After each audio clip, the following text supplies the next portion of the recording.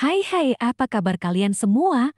Aku doakan kalian semua selalu sehat dan selalu bahagia. Cerita diawali dengan Guho bermimpi kalau dirinya sudah meninggal dan malaikat yang akan menghukumnya adalah orang yang episode sebelumnya pernah dia tipu. Semua itu hanya mimpi dan setelah terbangun di samping Guho ada seorang anak kecil yang sangat paham penyakit karena dia sering di rumah sakit. Lantas Hirang juga James menjenguk Guho dan mengkhawatirkan Guho.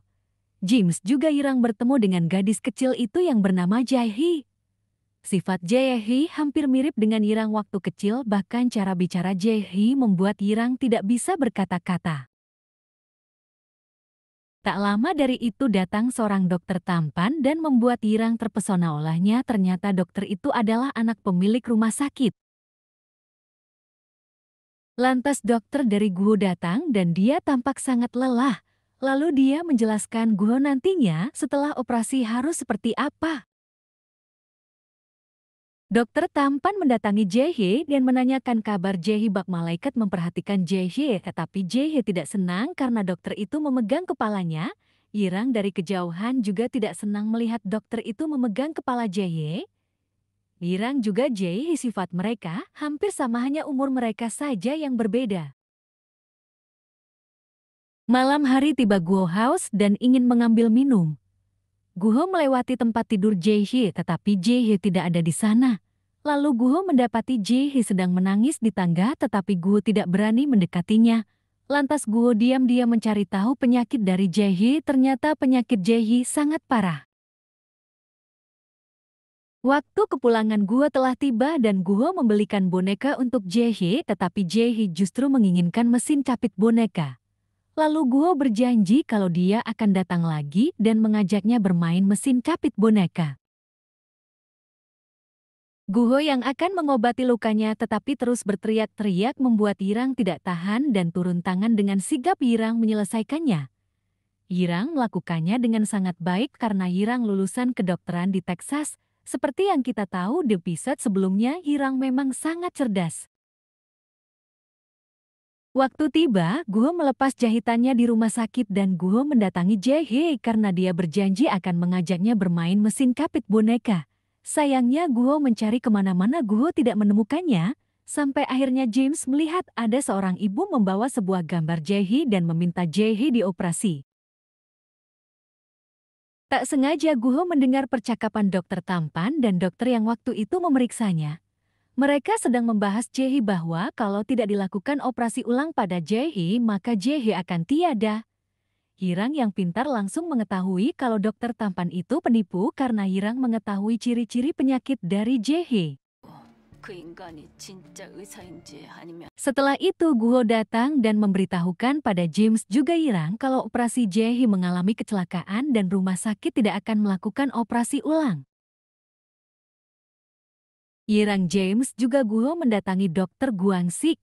Lantas Guangsik menjelaskan semuanya, yaitu dokter tampan tidak benar-benar melakukan operasi. Yang melakukan operasi adalah Guangsik dan yang mendapat pujian adalah dokter tampan. Guangsik selalu menggantikan dokter tampan untuk mengoperasi orang-orang kaya dan itu membuat Guangsik kelelahan dan tiba saat mengoperasi Jae-hee dan Guangsik yang kelelahan. Guangsik melakukan kesalahan dalam operasi Jae-hee. Dan ketika pasien memberi direktur rumah sakit uang, maka urutan yang akan dioperasi di atasnya maka akan digeser olehnya.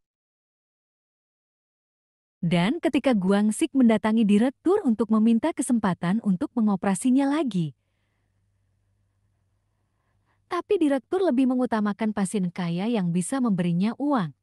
Makian hinaan yang dia dapatkan, bahkan Guangsik hampir dipukul oleh direktur. 이 새끼야. 팔 다치라 그래 이 새끼야. Maka Yirang, Guho dan James memutuskan untuk bergerak dan memberi direktur pelajaran. Saat direktur belanja, dia membeli semua barang-barang mewah dan sampai akhirnya di titik dia berhenti di sebuah toko tas dan ingin membeli tas itu, tetapi pegawai toko tidak mengizinkannya karena itu sudah dipesan. Direktur marah dan sampai akhirnya Yirang datang untuk membeli tas itu karena tas itu sudah dia pesan. Direktur sangat marah dan iri pada Yirang. Lantas ketika dia pergi bertemu dengan Guo karena Guo bertugas menyemprotkan parfum supaya direktur alergi karena direktur sangat sensitif pada wewangian. Ketika bertemu dengan Yirang, Yirang berusaha membuat kesan kalau Yirang paham akan penyakit.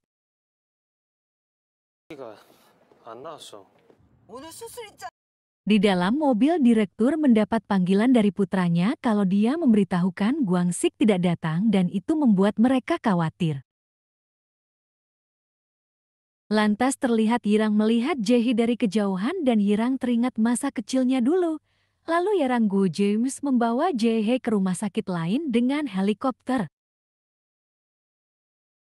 Kini Yirang menyiapkan James untuk menarik perhatian direktur. Malam harinya saat direktur berkumpul dengan teman-temannya dan James datang dengan penuh pesona membuat semua teman dari direktur terpesona, tetapi tidak dengan direktur. Sedangkan ketika James menyemprotkan parfum, maka direktur mulai beraksi karena parfum itu mengingatkannya pada mantan pacarnya. Sedangkan putra dari direktur mencari Guangsik dengan membayar preman untuk menemukan Guangsik.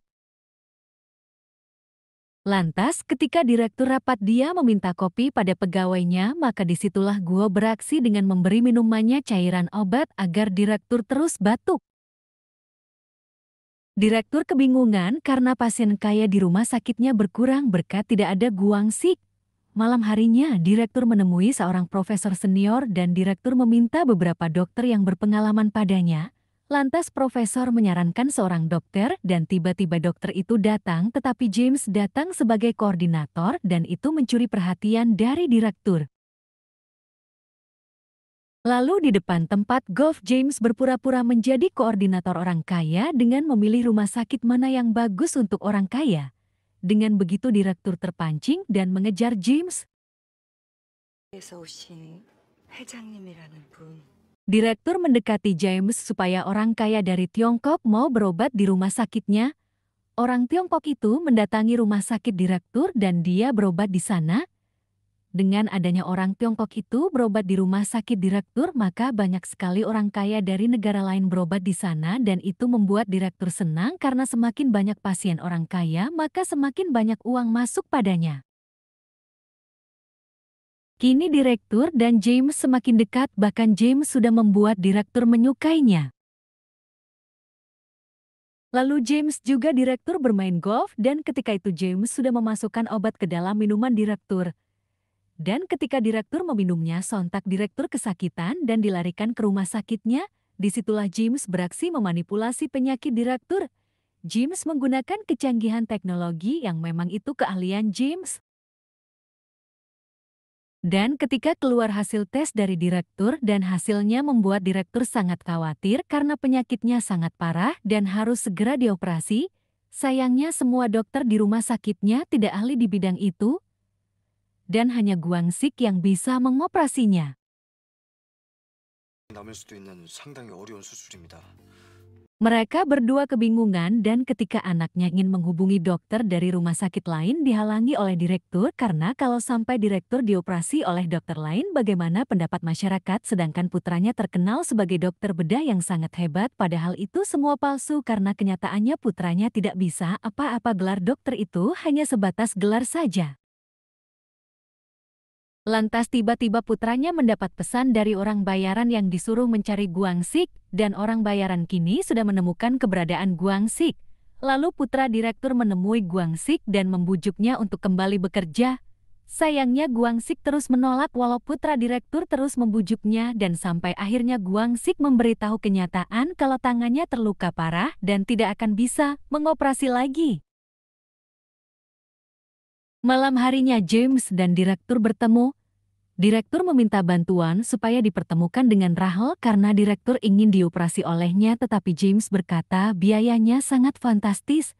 Lalu direktur yang keras kepala membuka buku kecil milik James. Saat James menerima telepon, disitulah direktur tahu siapa Rahel itu. Ternyata Rahel itu perempuan yang bertemu dengannya waktu itu. Dengan begitu James dan direktur mendatangi toko tas itu untuk meminta nomor Rahel. Setelah tahu tempat tinggal Rahel, maka mereka mendatangi Rahel. Tempatnya sangat jauh karena dia sedang berlatih di pegunungan. Lantas mereka pun bertemu dan Yirang sok jual mahal kalau dia berkata dia sudah punya jadwal operasi dan sudah dibayar dengan sangat tinggi oleh kliennya. Tetapi direktur terus membujuknya dan dia pun akan memberi bayaran sangat tinggi pada Rahel yang jelas lebih tinggi dari klien Rahel. Dengan begitu Rahel setuju.